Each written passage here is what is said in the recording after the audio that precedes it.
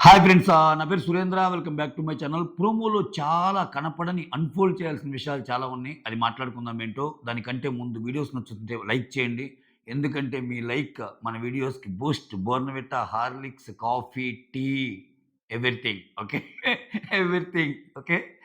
కొత్తగా ఎవరైనా చూస్తుంటే ప్లీజ్ డూ సబ్స్క్రైబ్. అలానే హైప్ ఇవ్వకపోతే ఇంతవరకు హైప్ ఇచ్చే ఆప్షన్ చేయండి. అలానే మీ చుట్టుపక్కల 'బిగ్ బాస్' చూసే వాళ్ళకి ఎవరికన్నా 'బిగ్ బాస్' కంటెంట్ కావాలనుకునే వాళ్ళకి ఎవరికన్నా వీడియోస్ షేర్ చేయండి. యెస్. ఇక్కడ దానికంటే ముందు కొంతమంది లైవ్ పెట్టమని అడుగుతున్నారండి. నిన్న 2 డేస్ నేను మిడ్‌నైట్ పెట్టాను. 12 తర్వాత ఎవరు మేలుకోరు కదా! ఆబ్వియస్‌గా. సో, అది నా తప్పే అంటే నా తప్పంటే నేను అప్పుడు ఖాళీగా ఉండేసరికి అప్పుడు పెట్టాను. చూద్దాం. ఈరోజు కుదిరితే లైవ్ పెట్టే ప్రయత్నం చేస్తాను. ఎందుకంటే కపుల్ ఆఫ్ మెంబర్స్ నాకు పింగ్ చేయటం జరిగింది. అక్కడ కామెంట్స్‌లో పెట్టడం జరిగింది. యాహ్! ష్యూర్‌గా చేస్తానండి. ఎందుకంటే ఈ నైట్ అయిపోయాక ఇంక కుదరదు. ఎందుకంటే ఇంకా 9:30 తర్వాత కంటెంట్ వస్తానే ఉంటది. మీ ఒపీనియన్స్ ఏమన్నా తెలుసుకునే ప్రయత్నంలో భాగంగా అలా లైవ్ పెడదాం. యాహ్! కానీ ఒక చిన్న రిక్వెస్ట్ ఏందంటే లైవ్‌కొచ్చినప్పుడు ఏందంటే కొంచెం యూసేజ్ ఆఫ్ వర్డ్స్ కొంచెం నీట్‌గా ఎటువంటి ఇష్యూస్ లేకుండా మాట్లాడుకుంటే నీట్‌గా ఉంటదని ఒక చిన్న ఇది అంతే. యెస్. ప్రోమోలో ఏంట్రా? ఆ! ఇంకొకటి కెమెరా ఓపెన్ చేసి మాట్లాడితే ఏందంటే కొంచెం లైవ్లీహుడ్ ఉంటది. యాహ్! అదొకటి. లైవ్ జరిగినప్పుడు చెప్తానులెండి అది ఎలాగో. ఇక్కడ ప్రోమో వచ్చింది గదా! ప్రోమోలో చాలా విషయాలు ఉన్నాయి. 'బిగ్ బాస్' హిస్టరీలో ఫస్ట్ టైమ్ మీ ఫ్యాన్స్ నుంచి ఓకే. వాళ్ళ ఒపీనియన్స్ తెలుసుకోవటానికి ప్రయత్నం జేస్తుంది. సో, దాని ద్వారా మీ ఆట తీరుని మార్చే ప్రయత్నం జరుగుతుంది అని జెప్పి వాళ్ళకి ఓటింగ్ కీప్యాడ్స్ ఇచ్చారు. ఒకరి గురించి అడుగుతారు. యెస్ ఆర్ నో జెప్తారు. యెస్, నో జెప్తే జమ్మున మీటర్ ఎంతవరకు లేచింది, కరెక్ట్ ఎంత, తప్పెంత ఇటువంటియన్నీ పెడుతున్నాము అన్నట్టు చెప్తారు. ఆ తర్వాత మన నెక్స్ట్ సెగ్మెంట్‌లోకెళ్ళాలంటే హౌస్‌లో ఉన్న ట్రయాంగిల్ లవ్ స్టోరీ దివ్య వచ్చి ఎక్స్‌ప్లెయిన్ జేయాలి అంటది. ఇది చాలా క్యూట్‌గా ఎక్స్‌ప్లెయిన్ చేసిందబ్బా! ఈ అమ్మాయి. మీరు దివ్య తనూజ పేరెత్తంగానే తనూజ ఎక్స్‌ప్రెషన్ ఎంతమంది గమనించారు? ఇక్కడ వాళ్ళు నిలబడి ఉంటారు. తనూజ పేరెత్తంగానే అన్నట్టు ఒక క్యూట్ ఎక్స్‌ప్రెషన్ ఇస్తది. అంటే నిజంగా తనూజకి ఎక్కడ మొదలుపెట్టాలి? ఎక్కడ ఆపాలి? తెలుసబ్బా ఆ అమ్మాయికి. ఎందుకంటే చూడండి ఇప్పుడు దివ్య చెప్పటం ఏం జెప్పిద్ది? First Kalyan and Kalyan and Rithu మధ్య ఒక క్లోజ్‌నెస్ ఉంది. ఒక బాండ్ ఉందనుకున్నానండి. సో, ఆ తర్వాత అలా నేను అనుకునే లోపే 'డీమాన్ పవన్' పిక్చర్‌లోకొచ్చాడు. ఆ తర్వాత రీతుకి 'డీమాన్ పవన్' క్లోజ్ అయినట్టు అనిపించింది.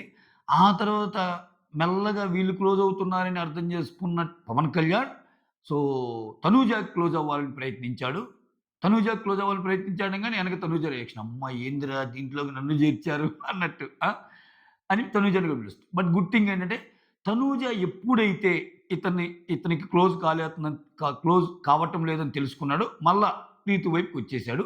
చివరగా ఈళ్ళు ముగ్గురే మిగిలారు అని చెప్పటం వల్ల, ఈ కథలో తెలియకుండానే తనూజ తప్పేం లేదని దివ్య చెప్పినట్టే. సర్టిఫై చేసినట్టే. అంటే ఇతని సైడ్ ఏదో క్రష్ లాగా లేకపోతే ఒక క్లోజ్‌నెస్ లాగా ఒక బాండ్ పెట్టుకునే విధంగా ఉన్నాడేమో గానీ, తనూజ మాత్రం ఏం లేకపోవటంతో ఇలా వచ్చాడని చెప్పటం వల్ల తనూజకి ఒక మంచి అంతే కదా! తనూజ కూడా చెప్పిద్ది చాలా సందర్భాల్లో.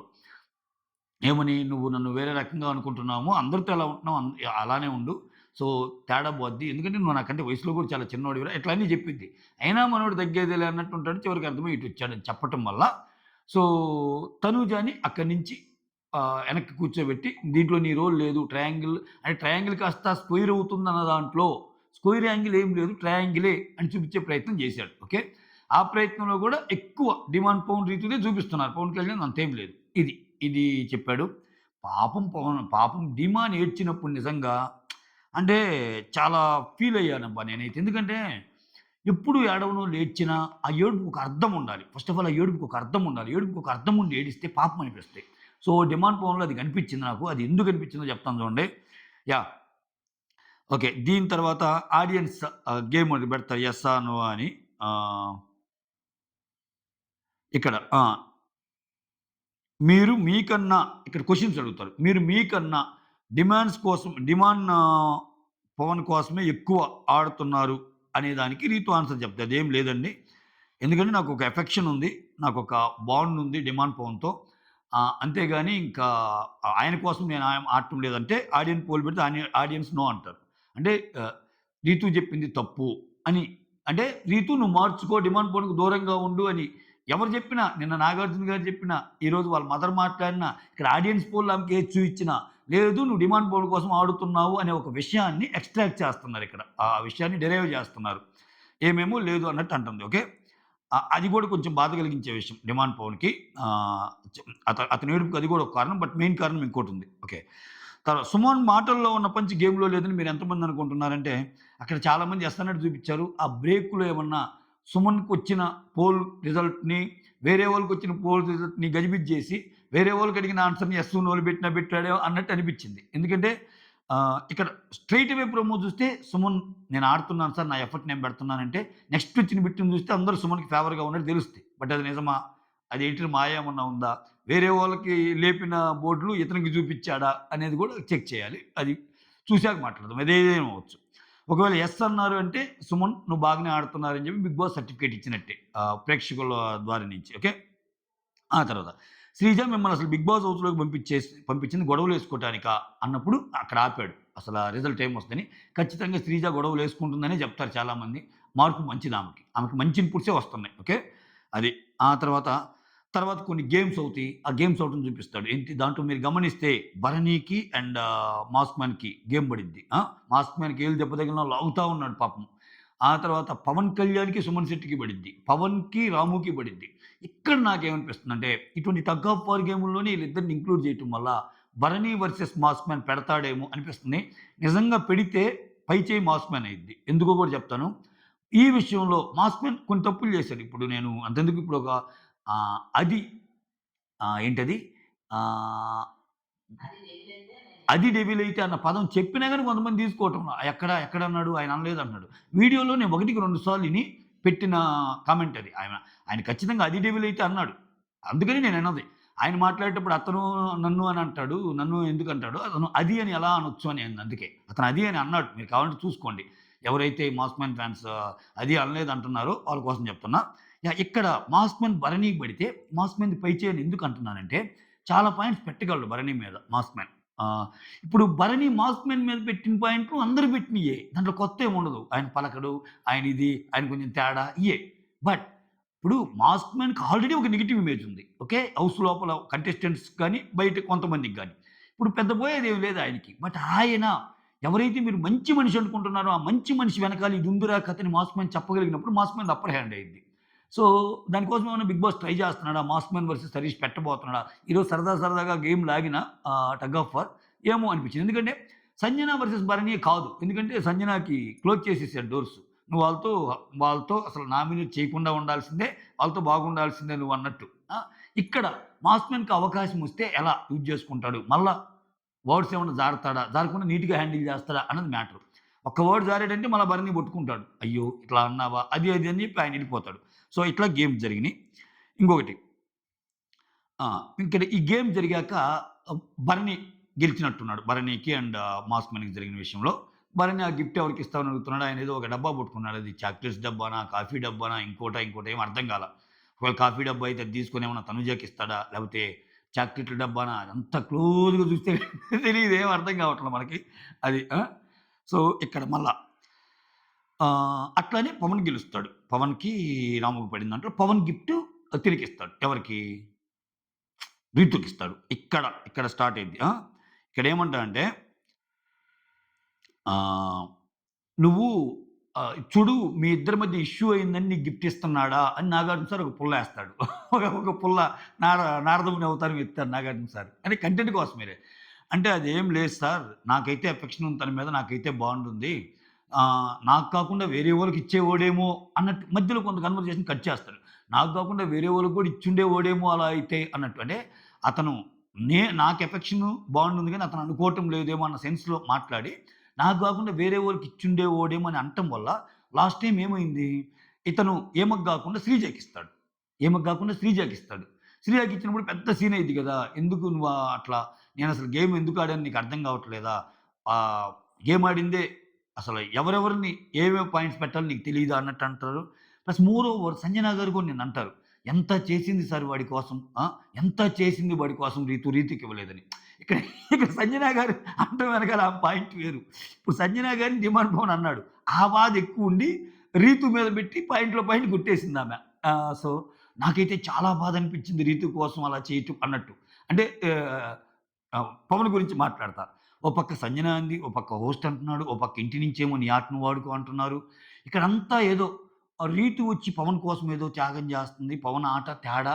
పవన్ గురించి అందరూ రీతు ఆడుతుందన్న సెన్స్‌లో ఒక మీనింగ్ ఎళ్ళింది. నిన్నటి నుంచి రీతుకొచ్చిన కంటిన్యూయస్ ఫీడ్‌బ్యాక్స్ అక్కడ సంజన అంటము, ఇక్కడ మళ్ళా ఈరోజు ప్రోమోలో రీతు అంటం చూస్తుంటే ఎవరికన్నా ఇచ్చేవాడేమో అన్నట్టు. అంటే నేను నేను మాత్రం ఫ్రెండ్లీ యాంగిల్‌తోనే చూస్తున్నాను గానీ అతనికి నా మీద లేదు అన్నట్టు ఏమన్నా చెప్పేసరికి అతను ఫీల్ అవుతాడబ్బా! ఇవన్నీ తిరిగినట్టున్నాయి అతనికి.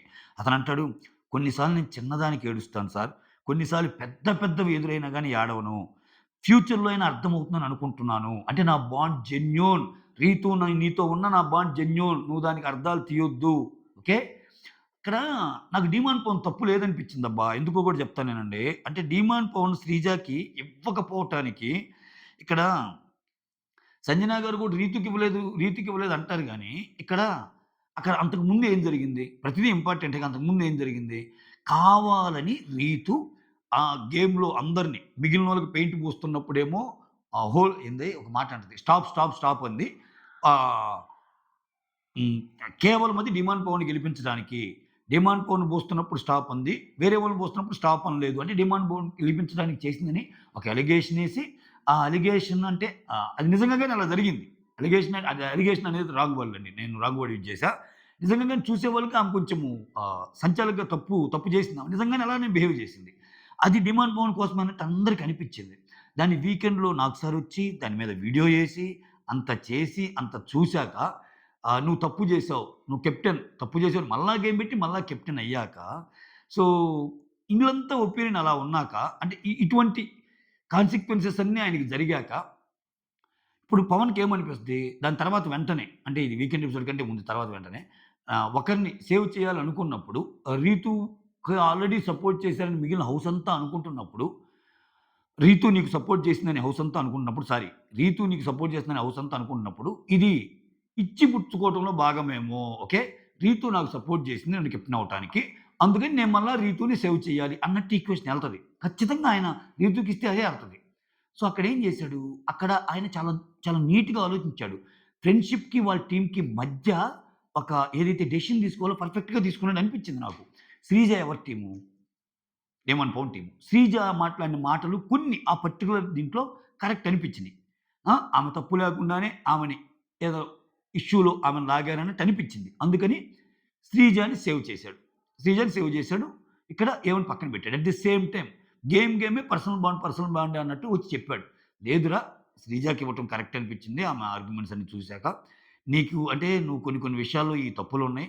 నువ్వు ఎవరు చెప్పినా అంటే గబక్కన అందరూ చెప్తే టక్కన మారుస్తావు గానీ ఫస్ట్ అయితే మారవు. Something like that. ఇటువంటి సజెషన్స్ కొన్ని ఇస్తాడు. రీతుకి చెప్పడానికి ట్రై చేస్తాడు. రీతు ఏడుస్తానే ఉంటది. నువ్వు నాకివ్వలేదని. ఇంత జరిగిద్ది. ఓకే. సో, ఇంకా దీన్ని మనసులో పెట్టుకొని నీకు అవకాశం వస్తే వేరే వాళ్ళకిచ్చావంటే అతని గేమ్‌ని కంప్లీట్‌గా డౌన్ చేసి అతను ఈమెలాగే ఆటాలని చూస్తే ఇంక అతని గేమ్ ఏముంటదండి? ఇప్పుడు హౌస్‌లో ఒక్కొక్కరితో కనెక్షన్ ఉంటది. ఒక్కొక్కరితో బాండ్ ఉంటది. అది సెపరేట్‌గా ఉండాలి. అక్కడ జరిగే సిట్యుయేషన్స్ బట్టి వాళ్ళు గేమ్ ఆడగలగాలి. డిమాండ్ పవన్ ఎగ్జాక్ట్‌లీ అదే కదా చేశాడు. డిమాండ్ పవన్ ఒక రకంగా మాట్లాడితే డిమాండ్ పవన్ కెప్టెన్ అయ్యాక నిందబడింది కూడా రీతు వల్లే. ఇప్పుడు ఏమో గాని ఆయన కాకుండా వేరే వాళ్ళు చేసినా గాని ఆయనకు పోయేదేమి లేదు. కానీ నీకేదో ఫేవర్ చేసింది ఆమె అన్నది కూడా ఎదుర్కొన్నది ఈమె వల్లేగా. సో, ఆబ్వియస్‌లీ అతని ఏడుపులో అర్థం ఉందనిపించింది నాకు. ఎందుకు నన్ను అందరూ ఇలా అంటున్నారు? నా గేమ్ ఫ్యూచర్‌లో మీకు అర్థమైద్ది. ఒక్కోసారి నేను ఎంత పెద్దవైనా ఏడవను. ఒక్కోసారి చిన్న చిన్న మాటలకి ఏడుస్తానంటే, నువ్వు నన్ను తప్పు అర్థం చేసుకొని మాడిన మాట ఏదైతే ఉందో, అది నీకు చిన్న మాటలాగా అనిపించొచ్చు. బట్ నా బాండ్‌లో గాని, నా ఫ్రెండ్‌షిప్‌లో గాని, నీవంటే నాకున్న ఒక ఒపీనియన్‌లో గాని, ఏం తేడా లేదు రీతు అని చెప్పకనే తన ఏడుపు ద్వారా చెప్పాడనిపించింది. సో, "రేయ్! దీంట్లో ఇంత అర్థముందా? అవునురా" అని అన్నట్టు అని మాత్రం తిట్టుకోకండి. నాకనిపించింది మీ ముందు చెప్పే ప్రయత్నం చేశా. That's all. Thank you so much. Signing off. Me Surendra.